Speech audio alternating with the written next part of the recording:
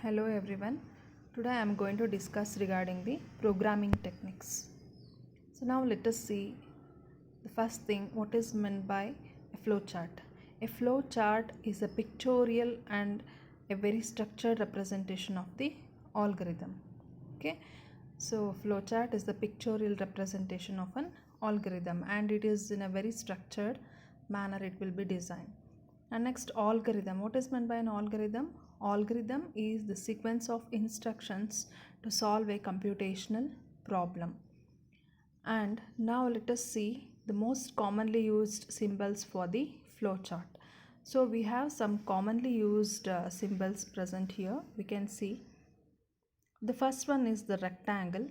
The rectangle indicates it is going to represent the processing operation of the algorithm. It means suppose if we have any computational parts, okay, so that one we are going to make use by using the rectangle. Suppose we have a formula, that formula we are going to represent using this rectangle. Next, this parallelogram input or read and write operations. So this indicates for the read and write operation.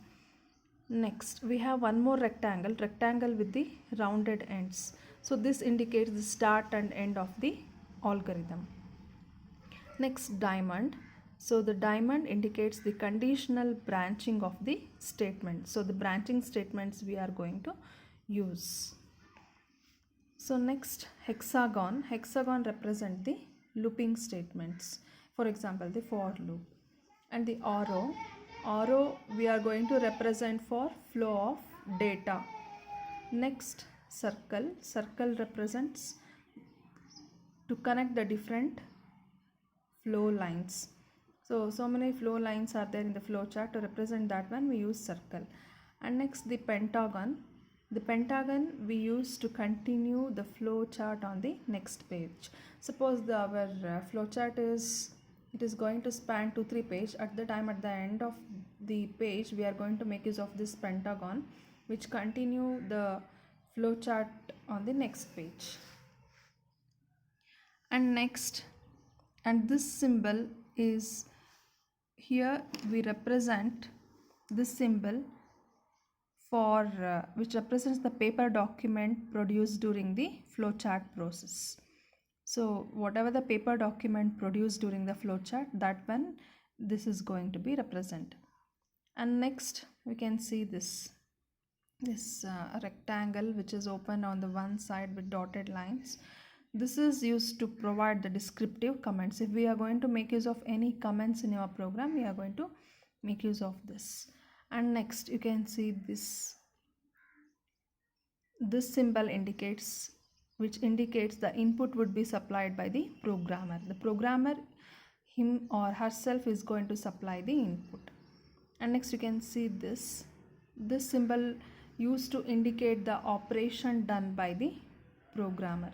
Some operation is going to perform by the programmer, that is going to represent by this symbol. And this symbol represents online storage of the data such as hard disk, magnetic drums, etc. We are going to make use for online storage of the data. And this inverted triangle with the line which represents the offline storage of data such as data on the punch cards. And this Z-like line which is used to represent the data sent or received from the external source. Then this box indicates data input or output with magnetic disk. So input or output data with the magnetic disk which is managed is going to represent with this symbol. And next, this symbol we can see, the symbol indicates data input output with the magnetic tape. So through the magnetic tape the input and output will be processed.